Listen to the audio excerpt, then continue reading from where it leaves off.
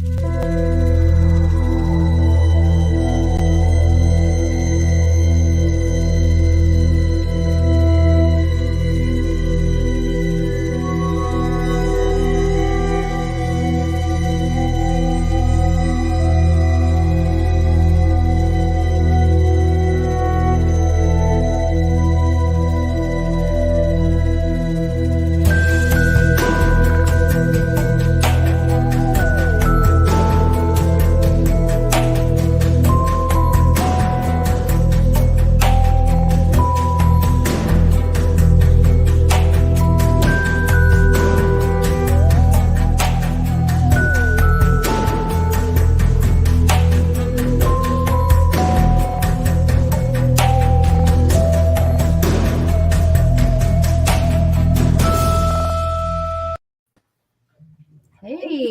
good evening.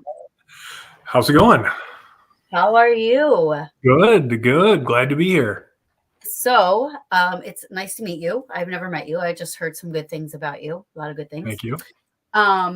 So this is, ladies and gentlemen, my Paranormal Brew audience. This is Tobias Wayland. Am I saying Wayland right? Yeah, absolutely. So, and you have just had you have a book out about Mothman, but I want you to start at the beginning and kind of, how you got into this. And then, I mean, this is your show. So I'm going to try to shut up because I know nothing about Mothman. We talked about that prior to coming on. And there are two separate areas that Mothman is, that you have told me, and I only thought there was one. So this is exciting. I'm excited to learn. So Cool. With that said, I'm going to shut up. And I just want you to just tell us your story. Okay. Well, I can start at the beginning, I guess. So for anybody who's not familiar, again, I am Tobias Wayland, and I am the writer and editor for the Singular Fortean Society. And so the other half of that team is my wife, Emily, and she does all of the like photo and video stuff, creates the design aesthetic for our site and the covers and layout for my books and whatnot. And we started that back in 2016. And, it was something that we both decided that we wanted to do because we were interested in this stuff. And that is to say weird stuff, the paranormal Fortean phenomena, and we were sort of looking for a way that we could contribute to the field. And so we started the Singular Fortean Society, and our goal with that is sort of, oh, go ahead. You might be on your way to answer this, but what does that mean? Yes. Okay, so you're on your way to that explanation? Yes, that is exactly where I was headed there. So okay, shut up. The goal, behind us creating that is sort of in the name, So for anybody who's not aware, the word Fortean comes from Charles Fort, who was an early 20th century collector of weird news stories. And so he would collect these weird news stories from all over the world. He would as damned data, this inconvenient data that had sort of been disregarded by both the religious and scientific authorities of his day because it didn't really fit anybody's narrative. So we're talking about strange rains of frogs and lights in the sky and stuff like that everybody just sort of wanted to ignore because it didn't fit into their worldview. And so he would compile all of these news stories and he would write about them, and he would sort of speculate what might be behind it, and he would make connections. And a lot of it was really sort of tongue in cheek, and it was all fantastically entertaining. He was a very entertaining writer. And so his legacy really is sort of not the investigation of the paranormal per se, but sort of the investigation of weirdness, because certainly there were ghost hunters and similar, well before Charles Fort. But when it came to looking at the breadth of phenomena that he did and making those kinds of weird connections that he did. I mean, nobody had really done that, and so you see his influence in everybody. Frankly, from Brad Steiger to John Keel, Lauren Coleman, all of these household names, I suppose, if you're into weird stuff, they were all heavily influenced by Charles Fort. And so, um, we chose that word specifically because we didn't want to focus on any one area. We weren't just about ghosts or UFOs or cryptids or anything. Because, well, like Fort said, one measures a circle beginning anywhere. And that is to say, by studying any aspect of these phenomena, you can learn something about all of it. So studying ghosts and hauntings can teach you something about alien abduction, because frankly, they have a lot of similarities, a lot Sure. of very weird commonalities. And so that explains the Fortean aspect. And then singular, and that word throws a lot of people off. And part of it is that, like, I wanted the name to be more alliterative because I'm a writer and I thought it sounded good, but also like it fits in well. So singular doesn't have to mean one. It's not as though we're the only Fortean society anywhere. There are a fair number, frankly. Singular can also mean unique or remarkable. And so my thought process there was, well, I think everybody's perspective in this field is valuable. Everybody's opinion matters because everybody has a unique perspective. Like everybody's experience, I think can contribute to the whole of this field if we look at it holistically. And so what we really were looking for were singular Forteans, that is to say, unique and remarkable people approaching these subjects in the same way, with an open mind, sort of looking for commonalities, studying things holistically, and then wanting to build a sort of society or club or organization around that idea. Wow. And That's pretty that's cool. Thank you. Yeah, hopefully we have accomplished some of that. Certainly we always have more that we would like to do, but I think I'm pretty proud of what we've done so far. And I so, think I love how different it is. thank you. Yeah, I mean that was one of the things that we had considered. When we were starting out was what sort of niche could we fill here? Like what aren't people doing? And this back in 2016, and I think that we frankly found ours. Because there weren't a lot of people doing what we do back then. Especially when we decided that we really wanted to lean into the paranormal journalism, because Mhm. at that time there wasn't a lot of good journalistic coverage of weird subjects. It wasn't something that the mainstream media took very seriously. And even when it came to more fringe outlets, like many of our peers, you would have either a lot of very credulous sharing of stories without properly vetting them, or people not doing any research, just sort of putting stuff out there without knowing if it was true, or even having investigated it at all to give people all of the facts.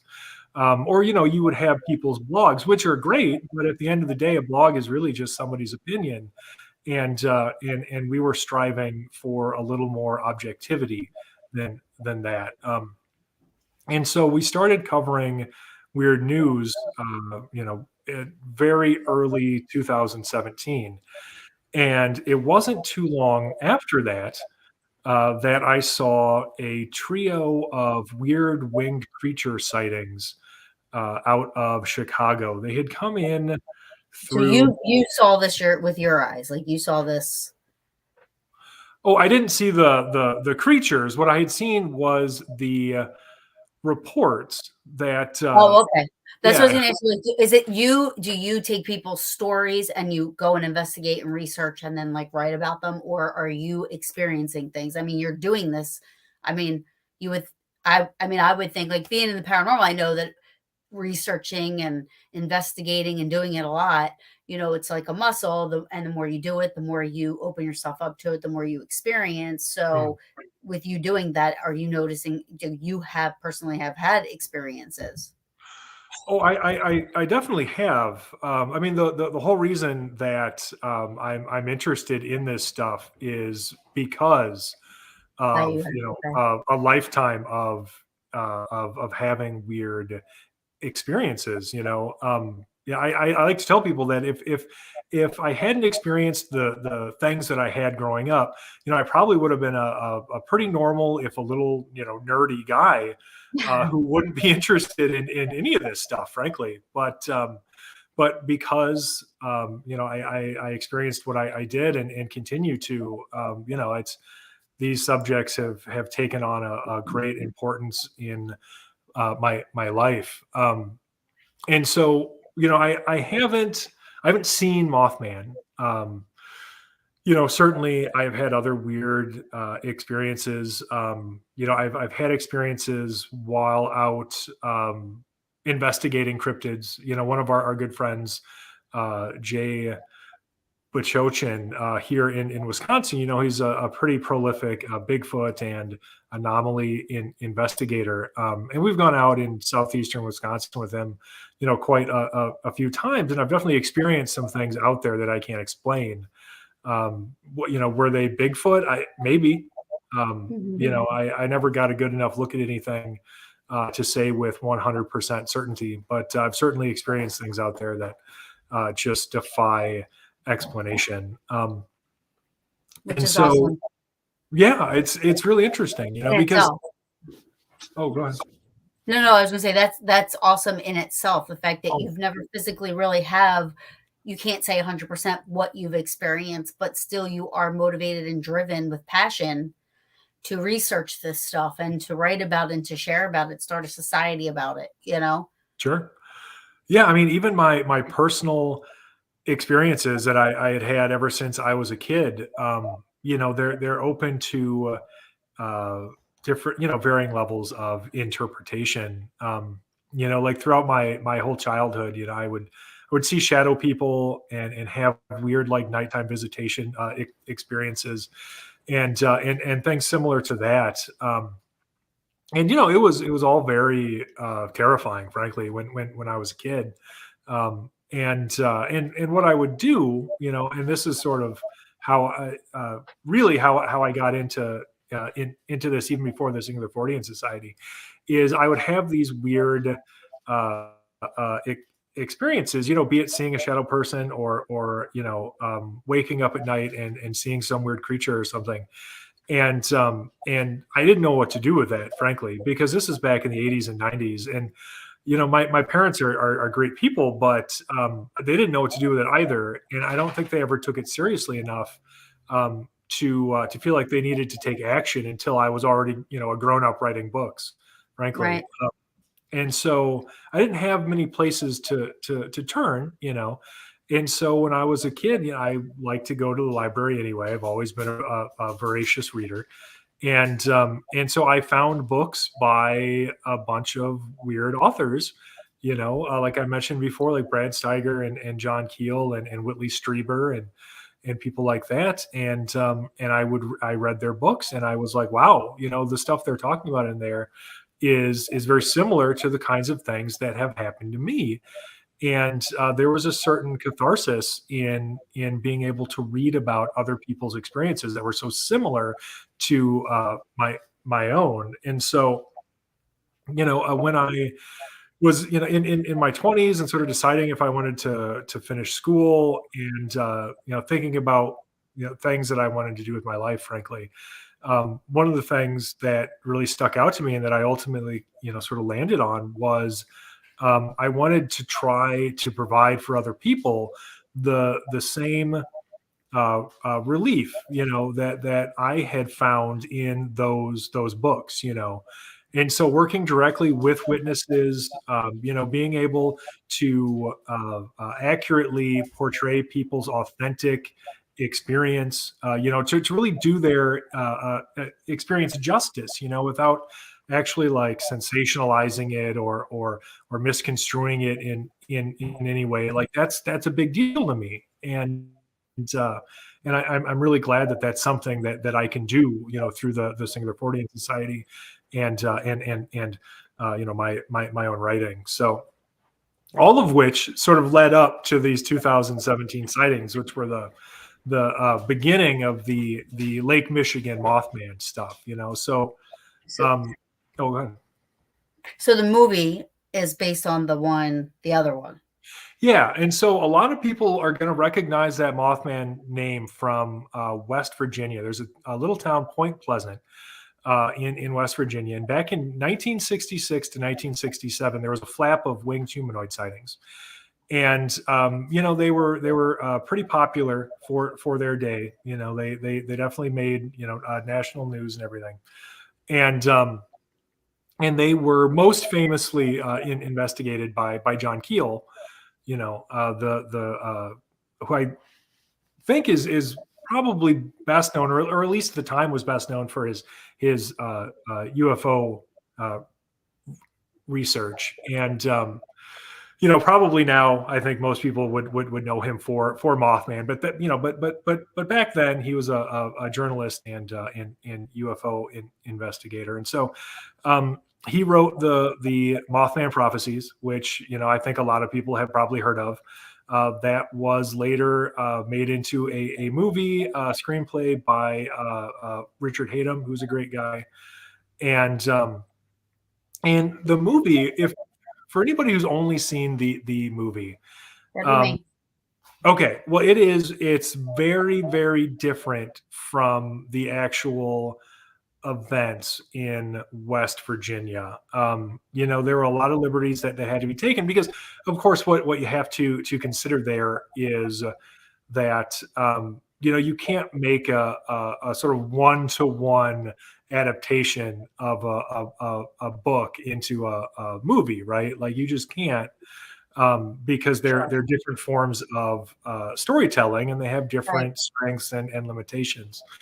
And so what happened with the movie is was updated into a more modern era. It didn't take place in the 1960s or anything, and a lot of characters were sort of combined. The main character, played by Richard Gere, isn't, even though he's based on John Keel, he's not called John Keel. Right. Um, and so it's not very accurate if you're going to base your knowledge on that case, or knowledge of that case on that particular movie. You're going to be pretty inaccurate in your beliefs surrounding that particular phenomenon. Although the thing that the movie really has going for it, and I think most people who are in this field would agree, is that it does a great job of portraying accurately sort of what it's like to have paranormal experiences. Like the people in that movie, and I hope I'm not going to give too many spoilers, but it's been out for like what, A long 16, time. Yeah. It's a great movie. I love it. I love it. no, it is. It's a lot of fun, and if people haven't seen it, I definitely recommend seeing it.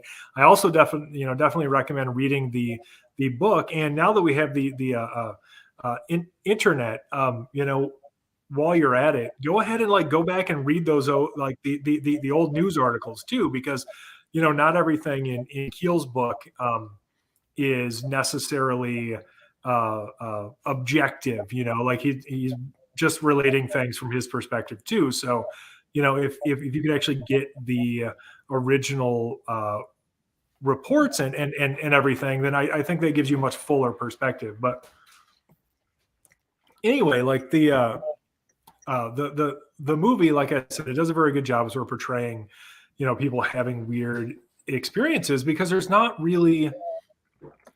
like Boggy Creek or something where you see the Bigfoot, right? Right.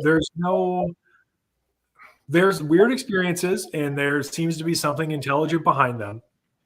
But if you go into it going like, oh man, I can't wait until that big Mothman, like reveal, and like I can't wait for him to show up. It's going to be so cool. I wonder what the special effects are like. Well, you're probably going to be let down because it's just not that kind of movie. It's not a monster movie. It's all about personal experience. And it does that very very well. It was a So good movie, and I'll tell you what. Did the bridge really fall? yeah, so in Yeah. December 1967, the Silver Bridge did collapse. Quite tragically. That was big news. That led to a lot of infrastructure. Well, basically, people talking about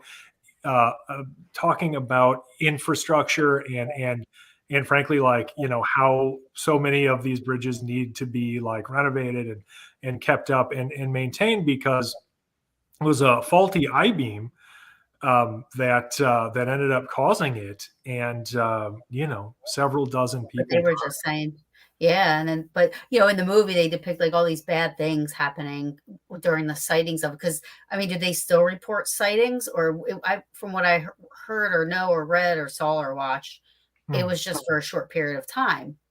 However, you're still investigating and researching Mothman, so Right. apparently he's still hanging around like Bigfoot. You know what I mean?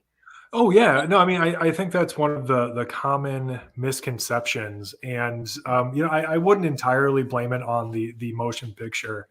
I think that Keel's book had a lot to do with this as well. The fact is, the sightings didn't actually begin or end with the Mothman prophecies. The reality of it is people were seeing weird stuff, prior to that particular flap. They continued to see weird stuff afterwards. And so you get this view from people who maybe have only ever read the book or only ever seen this movie, who believe that, one, there was just this one flap and it was from 1966 to 1967, and that was it, and then it was over. And two, you get this strong sort of harbinger of doom angle, when it comes to Mothman sightings, because certainly, well, that was a narrative that started with Keel. My personal opinion on it is that there really isn't any evidence to support that harbinger of doom narrative.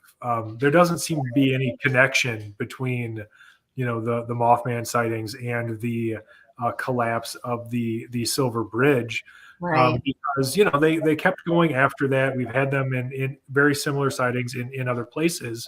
I think what the Silver Bridge provided more than anything was a convenient narrative ending to John Keel's book.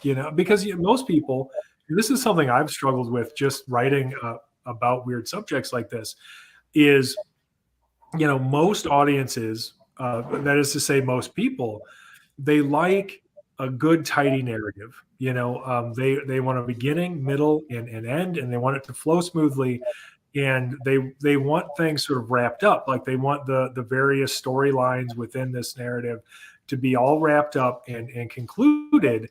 And it's very difficult to do with these subjects because, as we all know, things in real life are really never that easy. And especially when it comes to stuff like this that we know so little about, and that never really ends, it's very difficult to provide that in an examination of these subjects. And so I think that, like I said, what Keel needed and what he recognized, because he was another one of those very entertaining writers, is he recognized that this was a good narrative ending to his book. It was a good hook because it gave people that harbinger of doom thing that's proven to be very very popular with audiences. And certainly when they were making that movie, I mean, that's a no-brainer. That's a slam dunk. Of course, you're going to work that in, because that just makes for a really good movie, frankly. Yeah. Whether it had anything to do with anything is it's immaterial at that point. It Right. doesn't really matter because you're just trying to make a good movie. Yeah. So, True. And it was a good movie. right. So mission accomplished. Right. So getting back to Michigan. Okay. So you had these three reports. Sure. So That you there said were there were three reports or trilogy of three of them or something like that in Michigan. Is it only Michigan and West Virginia that Mothman's been spotted, or has it been spotted in other states? well, we've received reports throughout the entirety of this continent, actually. Wow. Because we've got stuff from Canada too. Wow. But Okay. So this talk about, yeah, go oh ahead. this particular trilogy of reports actually came out of Chicago. So these were out of Illinois, and they actually came through the Mutual UFO Network case management system. So MUFON published these three reports that they received, and they all described these weird winged creatures in different parts of Chicago, and they all came out in spring of 2017. And so this was a story that I picked up for the Singular Fortean Society, and frankly, there wasn't much to it. Like this story didn't really have much teeth or anything, because um, there just wasn't a lot of follow up that was able to be done with any of the witnesses. And much later, I actually talked to Sam Moranto, who was or is the state director for MUFON in Illinois, and he told me that they were really never able to follow up properly on those particular reports, because they had limited email contact, and that was basically it. And so at the time, I didn't have a lot of information about them, and so I sort of wrote this short article for our website, and I thought that was going to be it. I didn't think there'd be anything else to this, but that's not what happened. Next thing I knew, there were reports coming in left, right, and center. Seemingly just dozens of these sightings over the course of the next several months, and they were coming in largely to Lon Strickler over at Phantoms and Monsters, and Manuel Navarrete over at UFO Clearinghouse, and then here and there you would get them other places. And so I interviewed Lon and Manuel separately, very very early on. Sometime in over that summer of 2017, and they both seemed like they were very forthright in terms of talking about everything they could talk about in terms of the cases. But then also, they didn't seem like they were pushing any particular agenda or anything like that. And so, right off the bat, I felt like they were giving me all of the information they had, and it led to a lot of interest in our audience, writing about these sightings. And so it didn't take very long before Lon asked me and Emily, if we would like to also help investigate these sightings. I mean, we don't live very far from Chicago, but at the same time, because we're in southern Wisconsin, we were also getting reports in our own state, and so there was lots for us to do. And it wasn't very long after that before we started getting reports sent to us directly. And yeah, I mean the rest. Were you still working with MUFON, or were you kind of just doing your own thing then?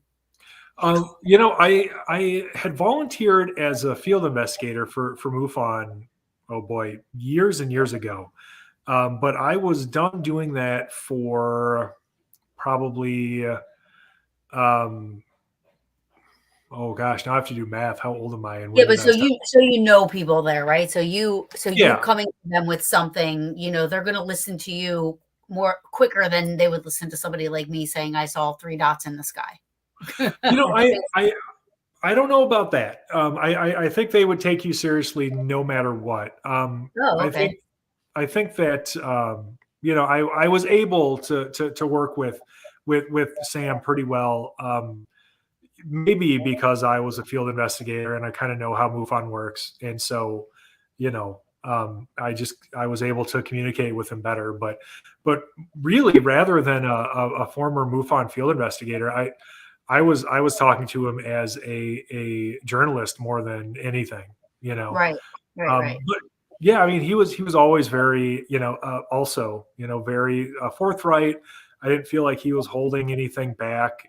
Like there are certain levels of anonymity that have to be maintained, and I always understood that because I do that for witnesses too. Like if somebody comes to me, um, I have to know who they are. But if they're not comfortable with other people knowing their name, then I'm not going to share it. As long as I can Right. verify their story, then there's no need for them to necessarily be in the spotlight. But To not beyond want to that, be which I in think the is spotlight, understandable. I think you could take even more seriously because they're not coming out for like fame, money, and this and that. Like they're coming to Right. you because they've experienced something and they need help. And they want to Yeah. remain anonymous and say, yes, you can share it as your, case studies or files, but I don't want to know, I don't want anybody to know who I am. Yeah, no, I mean that's a really good point, and I think it's something that people should consider because a lot of these stories obviously have aspects of high strangeness. Clearly, it's very weird to report something like a winged humanoid. I mean, that should be impossible, for a number of reasons. But Right. I can tell you that I have spoken to a lot of people who were absolutely, in my opinion, trying to authentically relate their experience to me. And their experience, whatever it turns out to be, was very, very strange. But Hmm. like you said, a lot of them didn't want any attention. They certainly weren't looking for their 15 minutes. They didn't want to be on a television show. When they would share their story, or they would give me permission to share their story, it was usually because they wanted to learn more. They were hoping other people would come forward and they would get more information, about what they might have seen. And so Right. all of that to me speaks to these people's honesty, regardless of what you think that they saw. The reality is they saw something they couldn't explain, and it had a big effect. Right. And that's something that we have to take seriously. For sure. And you can tell that. Like I talked to Travis Walton, and it doesn't matter if you believe him or not. When you talk to him, he went through something. Yeah. To this day, you just know he went through something that was traumatic, and it's hard for you to not believe it after talking to him and seeing that conviction just by having a conversation. Oh, Um, definitely. I've only ever met Travis once. We were speaking at the same conference, and yeah, I mean, he was a great guy, very authentic, yeah. just sort of down to earth, very very normal dude, very easy to get along with, have a conversation with. Yeah, 100%. So there's a couple of people here that have said, I just want to get to these people just in case there's more stuff that comes up. Hi Tata. Um, I He's a same thing I said to you. I see a Hans Holzer ghost behind you. Have It's you hard checked? to miss. It's I know. other side. Actually, It's huge. Yeah. it is so huge. And my laptop is actually sitting on it because I have to raise it up a little bit because my desk is too low. So I'm actually Nice. looking at it. But yeah, great book. He wanted to know if you checked out his witches book. No, I probably should though. I've got this one behind me, and then I've got his Ghost Hunter book. Um, and those, like, that's the Hans Holzer that I've read. I'd be interested, I think, to hear what he wrote about witches. Witches are certainly something of a contentious subject, I think, in a lot of circles, because, well, I can give you my personal take on witches. I think that there's a lot of confusion about the historical witch, in modern, like, neo-paganism, right? I Hmm. think that a lot of, well, for instance, you can trace it back to, like, Margaret Murray, right? In the 19th century, she was an Egyptologist, and she was a legit Egyptologist. She knew a lot about that subject, but she started writing about Europe.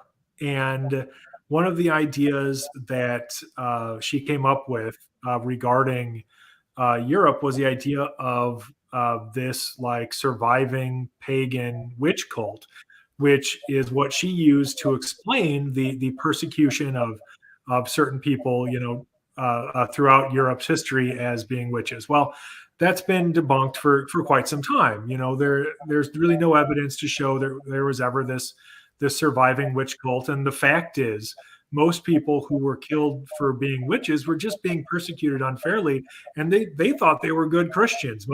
Right. Most of them, like, they weren't worshiping the devil. They were not part of some surviving pagan witch cult. They went to church like everybody else.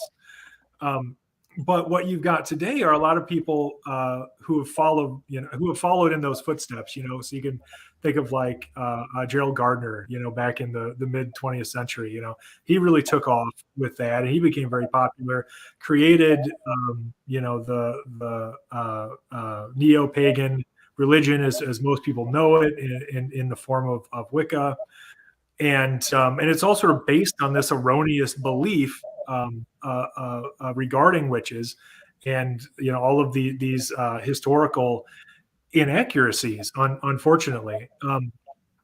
And so it's tough, for me, especially nowadays, because you have a lot of people who want to call themselves witches, Right. which is cool. People should absolutely do whatever they want, and as long as they're not hurting anybody, like that's all well and good. But I do think that we need an emphasis on good scholarship, because I think that if people were really aware of the historical facts regarding, witches, and everything that has been made up about them, and including, the surviving pagan, witch cult stuff, then maybe we could find a different term that doesn't really speak to this thing that never really existed. Uh, Right.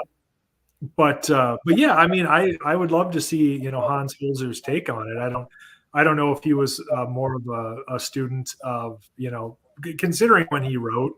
It wouldn't surprise me if he came down sort of on that Margaret Murray side of things, because he may just not have known any better, frankly, because he Right. was mostly writing in the early and, like, mid 20th century.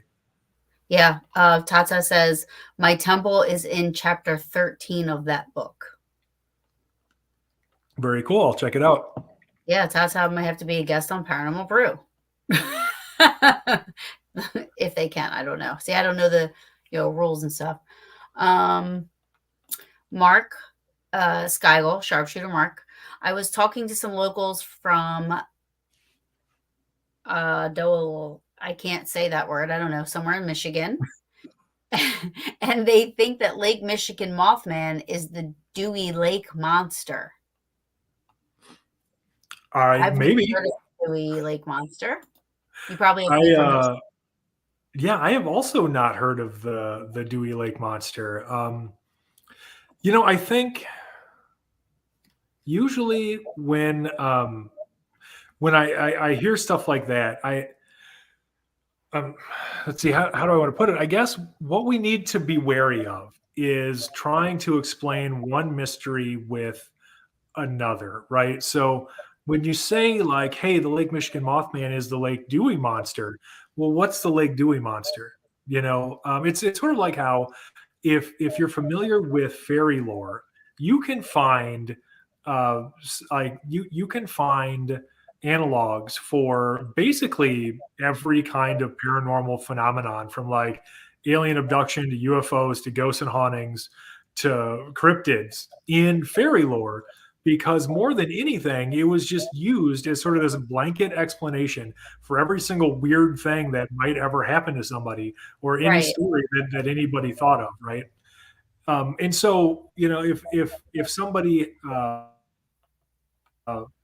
heard some weird noises in their house, or their cupboards slamming, or woke up and found all their stuff moved, or they saw some weird lights out in a field, they found a crop circle or something, they'd be like, oh, that was fairies.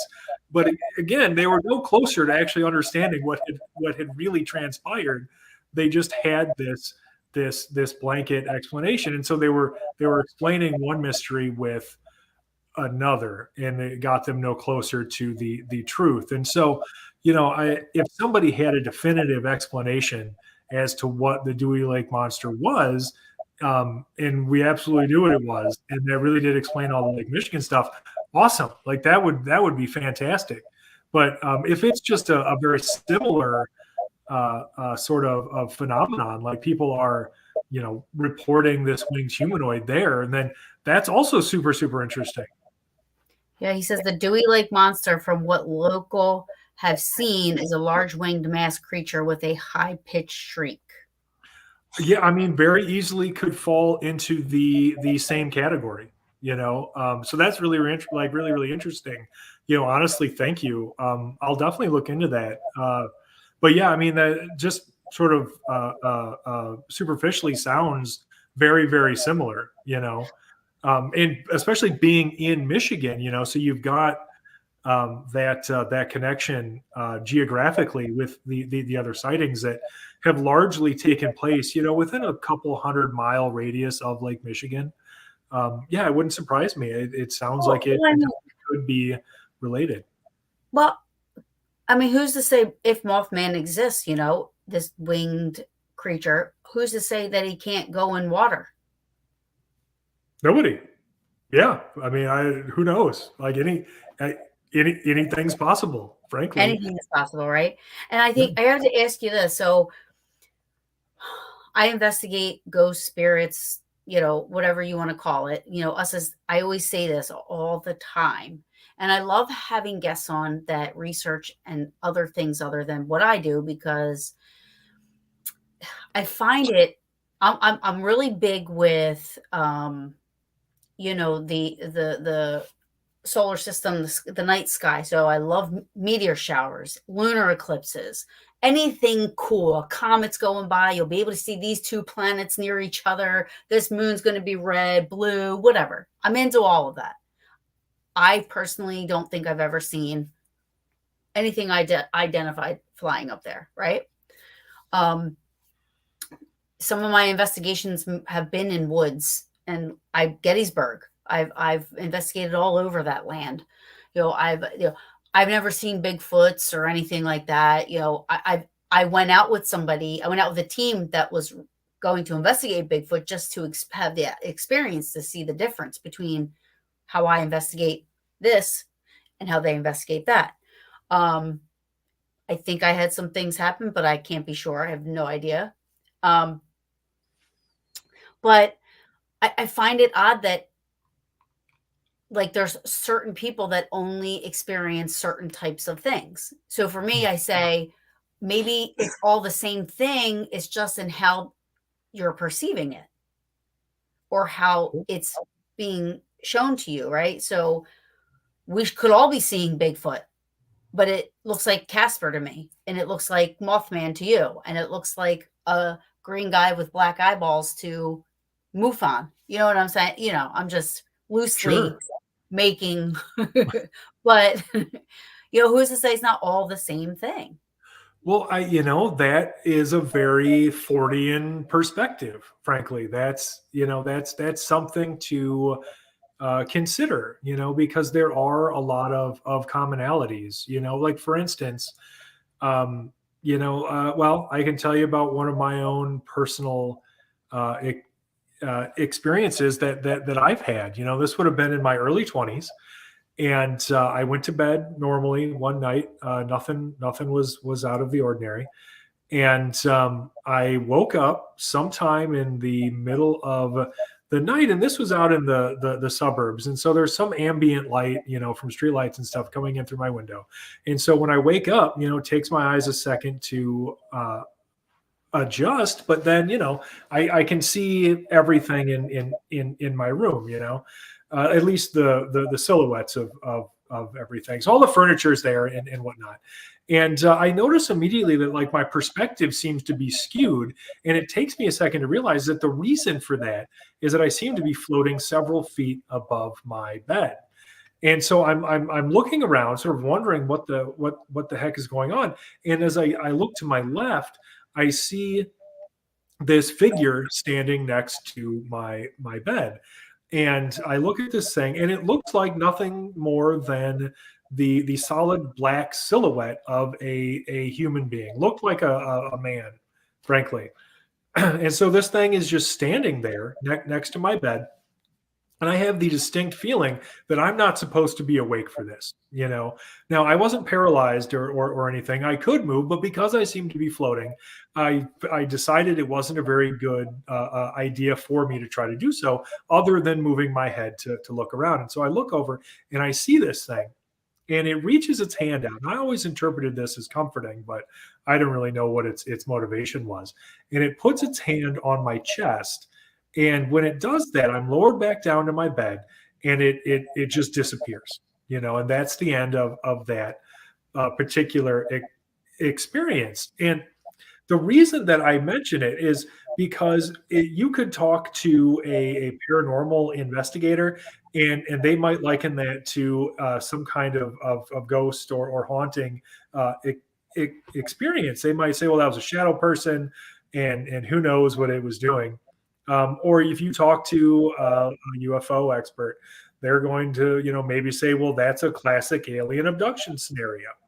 And I've received similar reports from other people who have had similar experiences of like shadow people or these shadowy silhouettes, observing them in bed, observing other people in bed. I talked to this woman up in Rogers, Minnesota, who had something very similar happening around her grandson, who seemed to be being observed while he was sleeping by this shadow person, very similar to the one that I had seen.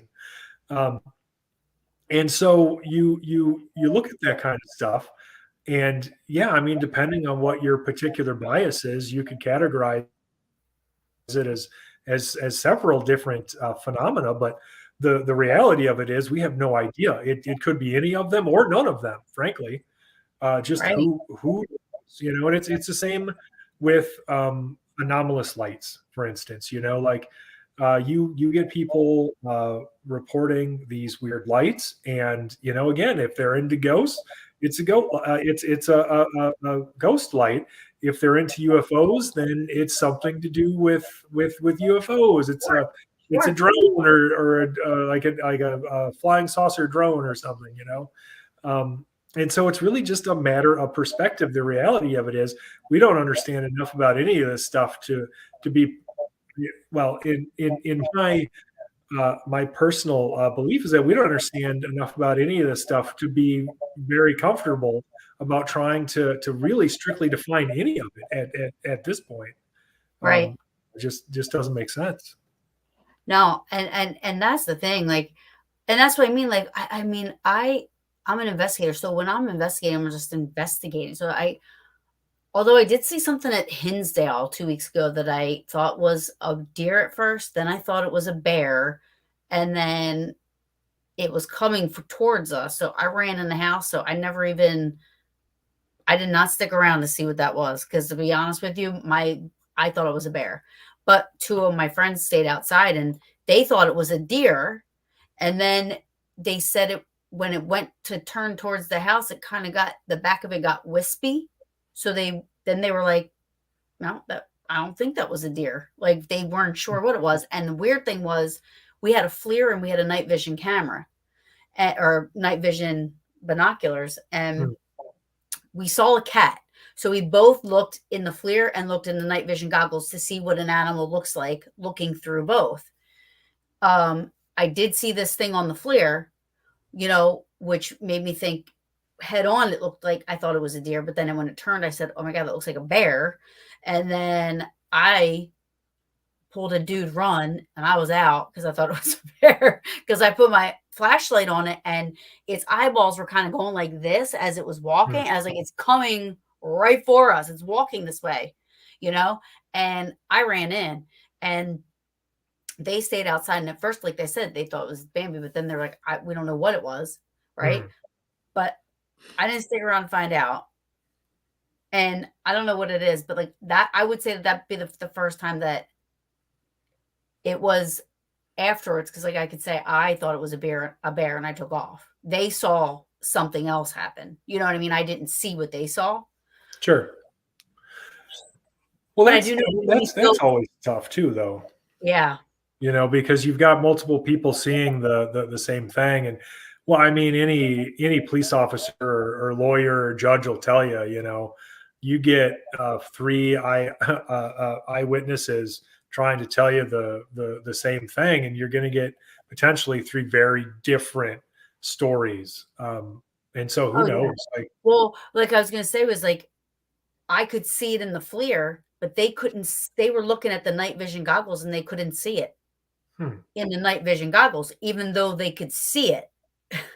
So that was weird, because that was the only thing that's weird about that right. is we both know we could have looked. We looked through. We saw that cat walking through the field. We knew it was a cat. We could see it on both things. For some reason, on the night vision goggles, they could not see this thing, but I could see it on the FLIR. Hmm, So yeah, that's the weird part about it. that is weird. Yeah. And then I was like, well, thank God I ran, and shame on y'all for not following me. Yeah, I mean, if it was a bear, I definitely like getting the hell out of there. Like that's the smart move. That's what you Right. want to do. They were like, you left us. I was like, they're like, you pulled a George from Seinfeld and I'm like, listen, if you guys ever run while we're investigating, I'm following you and I'm asking questions later. Like, what Right. happened?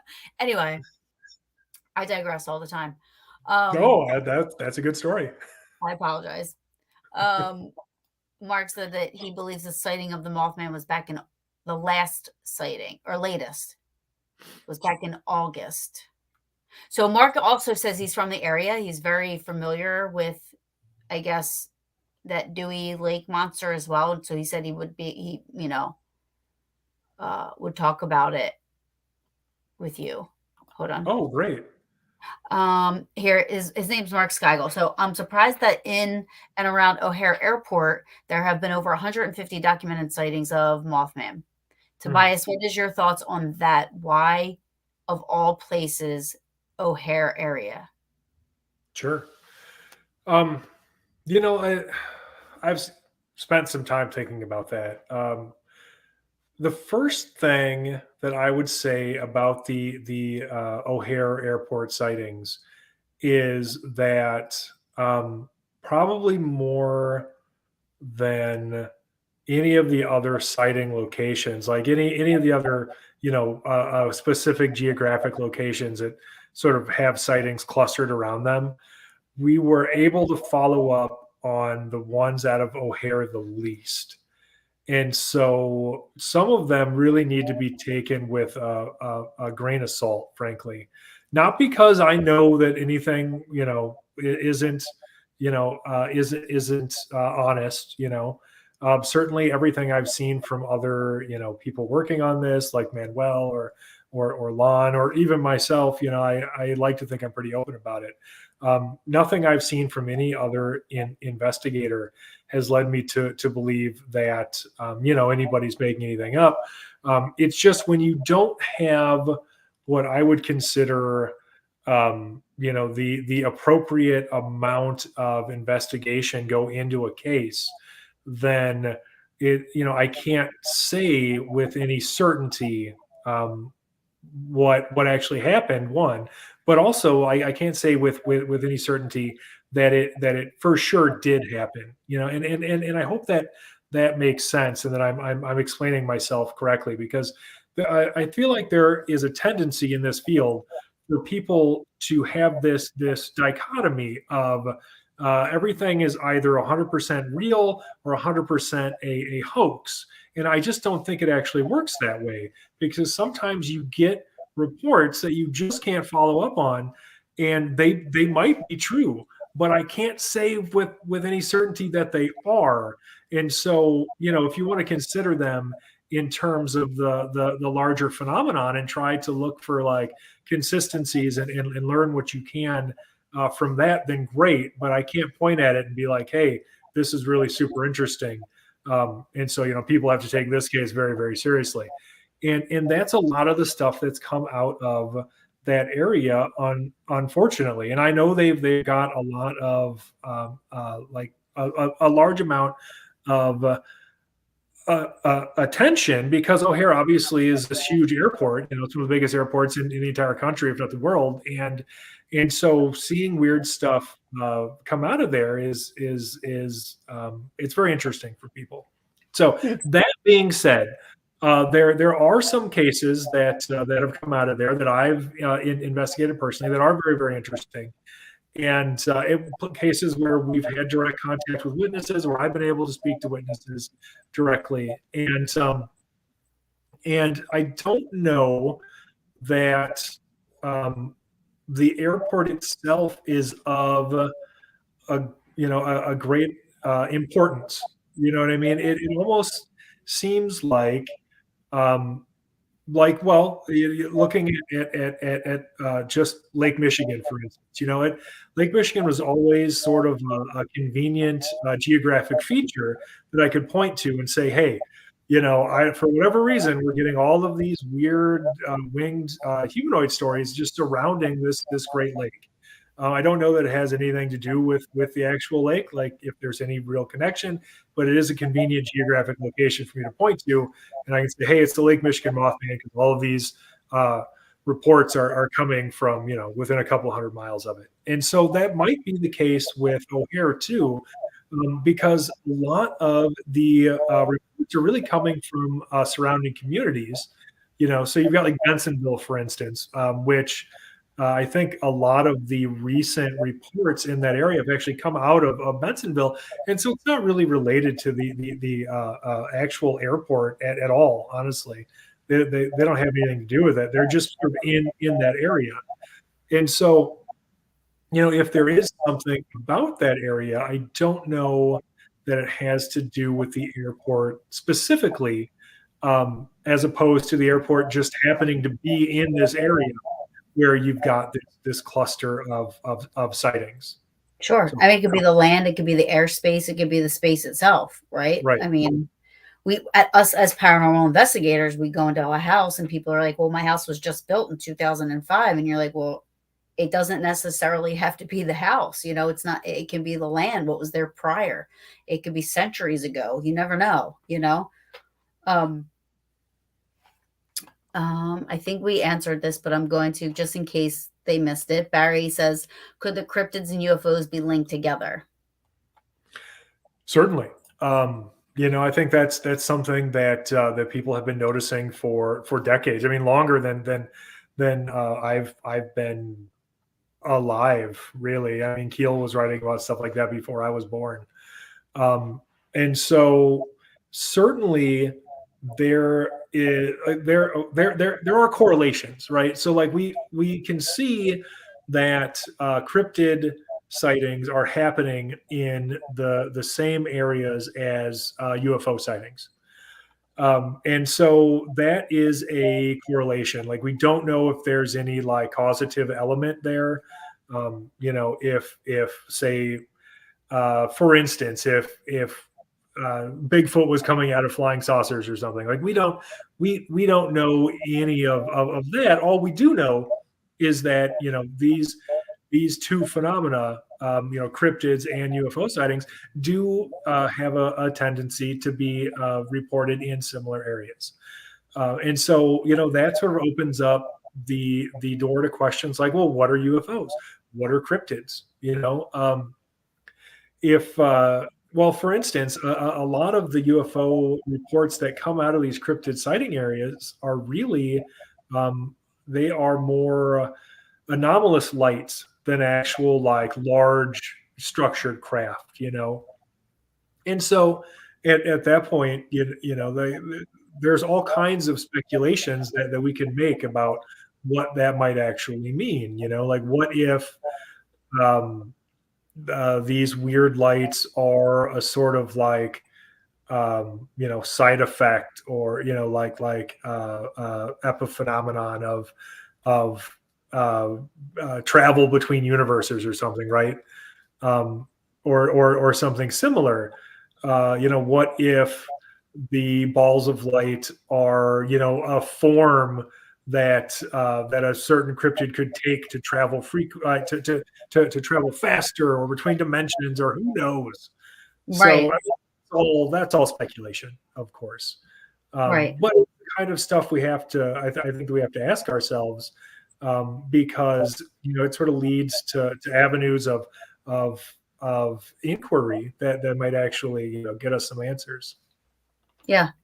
I'm just saying, Jing is checking in from Indonesia. So I want to give a shout out to Jing. She is from Indonesia and she's saying hello to both of us. She's a very big fan of the show and a part of BB3 TV. So I want to give her a little shout out there.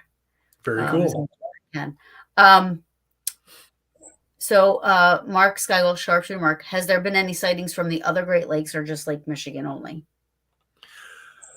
Certainly, the majority of sightings that we've received have been from around Lake Michigan. But that isn't to say that there haven't been others in other places. Even other Great Lakes. Because there could be an issue of reporting more than there really being any lack of sightings in those other areas. No, I don't know specifically of any others that have come out of any of the areas around other Great Lakes. So, I couldn't say, but I can say that, I mean, as far as I know, we haven't received any. Okay. Haunting history. Yes, I apologize. I did write there that I was going to get to everybody's comments, but so haunting history says, I just joined, so if you covered this, my apologies.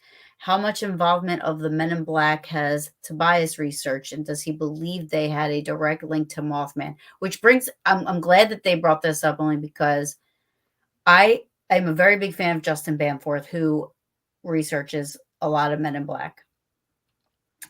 And he has these phone calls. His one case I'm like absolutely obsessed with. Gary Sudbrink gets these 4 phone calls. He has these on his website, normalparanormal.org. And the phone calls are so odd, but they remind me of the phone. Now I know it's just a movie, but they remind me of the phone calls that Richard Gere got in The Mothman. And that's what I guess in the movies portraying as the Mothman, maybe. I'm not, you know what I mean? Like I only saw it a couple of times, but I feel like that's what I remember. So, Hmm. you know, I feel like I look more towards like a Men in Black type of a thing because of that aspect of it. But I'm interested to know what you think. Sure. Certainly there were reports, just a handful of weird, Men in Black encounters from West Virginia back in the 60s surrounding like that flap. There wasn't any connection shown definitively in terms of like paranormality or anything. They certainly seem to be behaving very strangely. Although and this is something I like to joke about with my friends.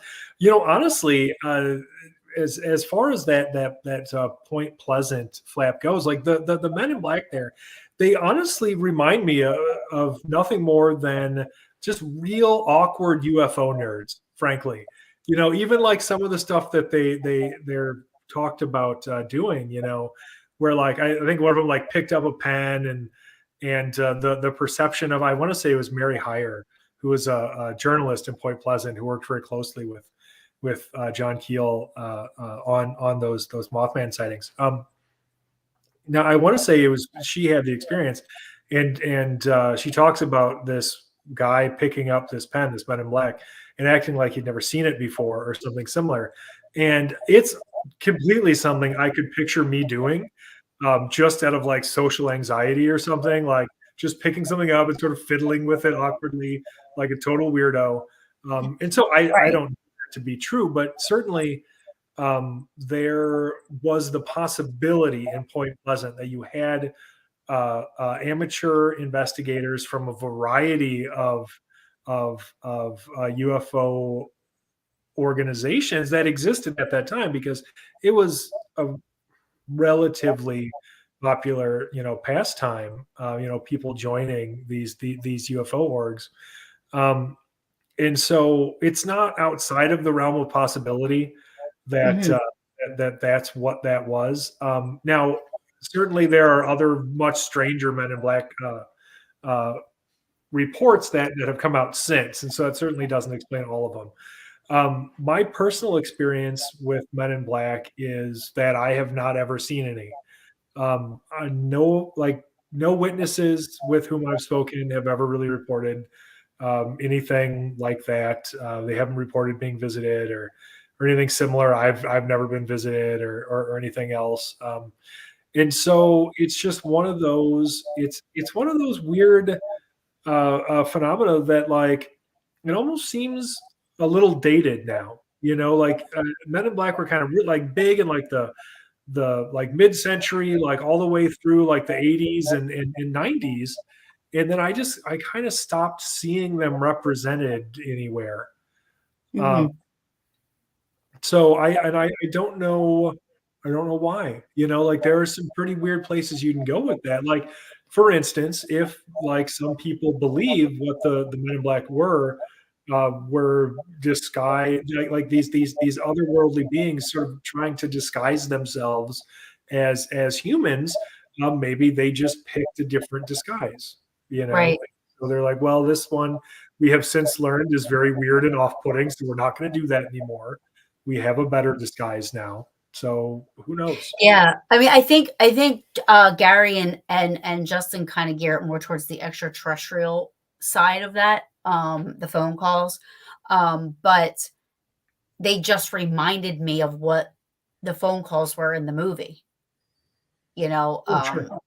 that's what they reminded me of, and that's the best way I can explain it. And you can hear they're 3 minutes long. There's four of them, but like the verbiage and the way it sounded and how it talked and what it said, and this and that. Like, definitely, I don't think that was Men in Black, but definitely something un unworld. Like it was odd to listen to. Like I almost felt like I was intruding on a conversation. Like I shouldn't be listening to it, but I Hmm. couldn't stop listening to it.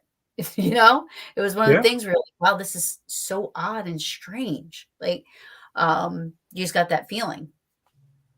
Uh, Interesting. Yeah, I'd like to hear those sometime. And I do know what you're talking about in that movie, and I think that was the movie's representation of Indrid Cold, who was sort of a okay. character in the Mothman mythology, as told by Keel. Um, but yeah, he was Oh like, he was a seemingly like a UFO or saucer occupant yeah. who had spoken to somebody. And so yeah, I mean, it was very weird, and people did report having those like weird anomalous phone calls, and similar sort of like high strangeness uh, Yeah. event surrounding the Mothman sightings. What's interesting about that is that's another direct analog to something we see in like ghosts and hauntings, for instance. Like how many times have you heard a story about About somebody receiving an a phone call. anomalous phone call or something as part of in actual haunting. Yeah. Mitch Albom wrote a book about it. It said a phone call from heaven. And he took stories from people who have received phone calls. My 3-year-old niece received one, so it happens, or something happens that I can't explain. I can't say for sure what it is, but Right.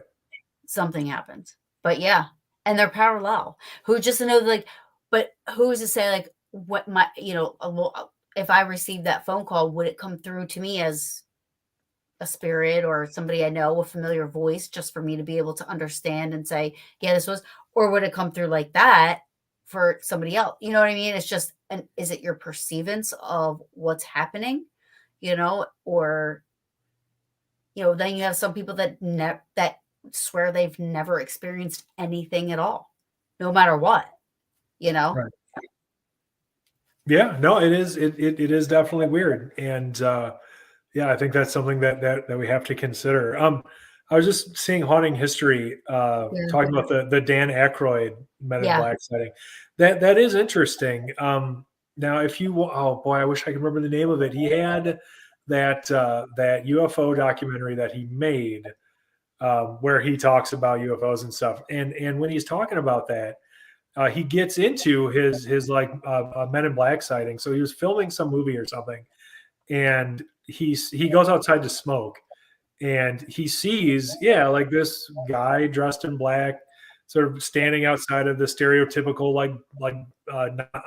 nondescript black sedan that people talk about Men in Black driving, who's just kind of looking at him, making him uncomfortable. And I believe how the story goes is that the project he was working on was canceled like just after that. And so that's Oh, interesting. but people are thinking that he left himself, but you're saying like it got canceled, but still. Well, I think the story as he tells it is that it ended up getting canceled, because I'm trying to remember, because he tells this whole story on this documentary he made. Oh, that's cool. That Dan Aykroyd actually made, like, and he's it's great. You should check it out. He smokes like the whole time, and he's just sitting there like smoking cigarettes, like talking about UFOs and stuff. It's Really? absolutely fantastic. And like, yeah, part of that is him talking about this like Men in Black thing that happened to him, Wow. and how this project he was working on got canceled. But I feel like his interpretation of that was more like government spook, right? Than Oh, anything okay. like extraterrestrial, you know. Gotcha. Like the government shut this whole thing down as like a warning to him or something. Um, maybe this topic has been covered. Barry says here, covered here, Mothman, but I have heard that if one has a possible sighting of Mothman, the region that Mothman is sighted in encountered a natural man-made disaster like the bridge collapse near Point Pleasant. Yeah, we did talk about that. I think you had said that they did find fault in the bridge, right? Yeah, So, I mean, yeah. I don't think that those things are connected. I don't think that anybody has any reason to be worried if there have been winged humanoid sightings in their area. I don't think that there was any causal connection between the Mothman of Point Pleasant and the Silver Bridge collapse. I think it was really just a convenient narrative ending to John Keel's book about it. And it's really taken on a life of its own since then. sure, But no, sure. I don't think that there's really anything to that. Um, what was I going to say? I was going to ask you something. Um, darn it. I hate my ADD brain because I'm listening to you and you know what I mean? And then like I forget what the heck I was going to say. No, I get it. Like, I'll start a sentence, and Uh, like in halfway through my thought, I don't remember like where I started, and so I don't know where I'm going with it anymore. And it happens a oh, lot, okay. I got it. honestly. So you keep going back and forth. One time you're saying a winged humanoid and another time you're saying Mhm. Mothman. I just want to know, is it just ghost spirit or are you differentiating two different types of creatures. Oh no, yeah, I use those It's the same interchangeably. thing. Okay. Yeah, I I mean, just wanted to at make least sure. when I'm using it. Yeah, I don't mean it to mean anything else. Okay. Is it safe to say you believe in Mothman? It's yeah, I think it's certainly safe to say that I believe people are having anomalous experiences that they can't explain, and I believe that there is a possibility that those experiences exist outside of our current understanding of the universe and how it works. Um, have you ever worked with like parapsychologists or anything like that? Um, I don't even know if parapsychology even looks into that side of it, as far as, I mean, I know they try to research and do tests and studies with like medium psychics and, telekinesis and stuff with the brain and everything like that. But I don't know, have you ever heard of like parapsychologists being interested in when people see cryptids and stuff like that? I have not. That would be very, very interesting. I mean, if there are any parapsychologists out there, get a hold of me, because I would be all about that. I think that certainly consciousness seems to play a very important role in this, especially considering the seeming physical impossibility of most of what people are uh, uh, experiencing. And so, yeah, I think that there could be a parapsychological aspect to this that bears further in investigation and study. So that's absolutely a road that I would love to go down. Awesome. So if I hook you up with like a really cool parapsychologist, tell somebody from MUFON to come on my show. Sure, I want to move on her. I'm sure that there are tons of people from MUFON who would love to come on your show. Oh my god, that would be That should awesome. I be would. super easy. You have no idea how long I've been wanting a Mothman guy, and I have my Mothman guy. So this is probably not going to be the last time you're on my show, to be honest with Right? you. Hey, this is a lot of fun. So absolutely. Um, what was I going to say? Because yeah, I do think that the parapsychology aspect of that would be interesting to see. You know what I mean? For people that either have experienced or continue to experience stuff. Have you found that though? If somebody has experienced it, they've continued to, or is it a one and done type of a deal? It's not unheard of, but it is very rare. Most people just have one-off experiences, and then that's basically it. There have been a tiny minority of cases where people have had repeated sightings, but again, like those are real anomalies. Like it's not super common. Most people's experience, in fact, is that they'll just be out doing normal stuff, like running out to the store for milk or something, Right, and then right, they'll right. be coming home and or whatever, like driving, and that's when they have their sighting. And so it's not, yeah, it's not something that usually follows people. It's not Like something a that one and is done thing. usually what's that? It's like a one and done thing. Like it happens. Yeah, I mean, normally, not. I've had maybe one or two cases where people had seen it more than once, but in most cases, like 99% of the cases, it's yeah, people have one sighting and that's it. And now, do people are they referred to you, or they reach out to you, and it's almost like they email you or call you and say, okay, I had this weird experience, or are people kind of referred, you know what I mean? Like, somebody call you up, Sure. a colleague or a peer, and say, "Hey," you know, or It's it's or it's do you both. search out these things? Like, do you search Sure. the internet and say, sightings, and you see somebody's name, and then you contact them and say, "Hey, do you wanna tell me your story? What happened?" It is all of that. Certainly people have come to us directly. They'll see in an article that I've written. They'll see, me on TV or a documentary or something, and they will reach out to us directly. And anybody can do that through our website or through email. We've had cases referred to us, because sometimes I have quite a few friends who are in this field as well, and a lot of them do more of the sort of like physical science sort of aspect, cryptid research. And so they'll get a super weird Mothman case or something, and they'll be like, "Well, I'm going to send this to Tobias because I don't know what to do with this."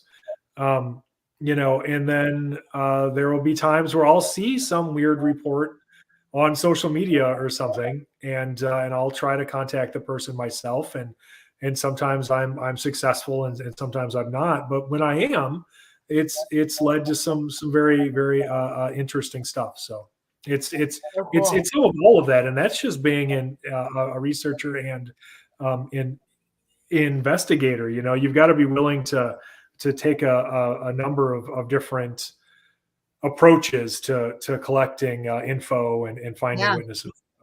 Um, I would. Do you know Justin Bamforth?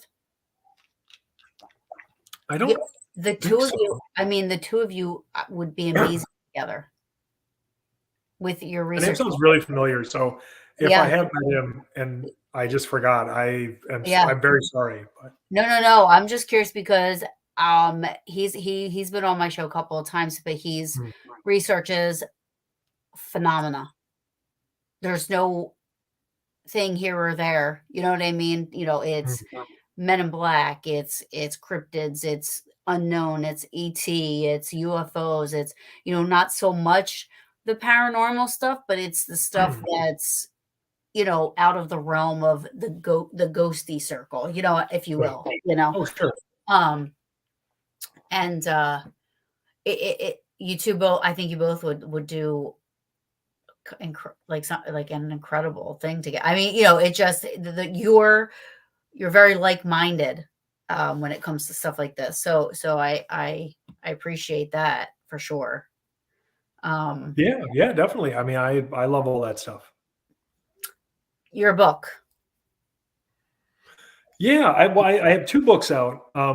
I've got the Lake Michigan Mothman, High Strangeness in the Midwest, and that was my first book, and that covers the vast majority of the Lake Michigan Mothman investigation up till midway or more through 2019. And then I came out with Strange Tales of the Impossible last year, and that covers a variety of phenomena. It's got everything from UFOs to ghosts and hauntings to cryptids to Mothman to everything else. And so that actually has, if you're interested specifically in the Mothman stuff, like that has more of the more recent work we've done into it. But the Lake Michigan Mothman book is a great place to get to sort of find your footing and sort of get the full overview of the in investigation so far. And then yeah, Strange Tales is just going to have a bunch of more weird cases and similar in it. I'm gonna get it. I hope you do, and I hope you I do. you, I you want to let me get know it. what you think. I totally want it. I just I'm broadening my horizons. It's not just ghosty stuff. It's not just I want to learn about all of it, and Yeah. I want to learn about the research and what goes into it and stuff like that. I think it's amazing. There's this whole universe, and existence, whether it be the sea, the sky, earth, whatever. I mean, it's so humongous and enormous. We can't even wrap our brains around it. We're like this little peon speck of dust in this huge existence. You can't you can't ever say for definitive like nothing else exists but us. Oh, for sure. I mean, it's just how it's impossible, Right. right? No, I completely I am with you 100%. Yeah. This universe is so vast and so weird that the idea that we understand even a tiny fraction of it is so arrogant that Hmm.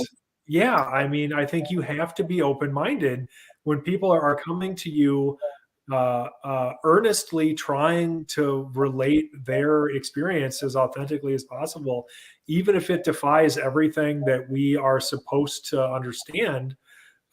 Too bad. We have to listen and take them seriously anyway, because you're Right. absolutely right. I mean, we don't understand enough about any of this to say with any certainty that any of this stuff is as impossible as mainstream science, I think, would like to tell us. Right. And I totally, um I love learning, and I love sharing it, and I love sharing with reputable people. You know what I mean? Like,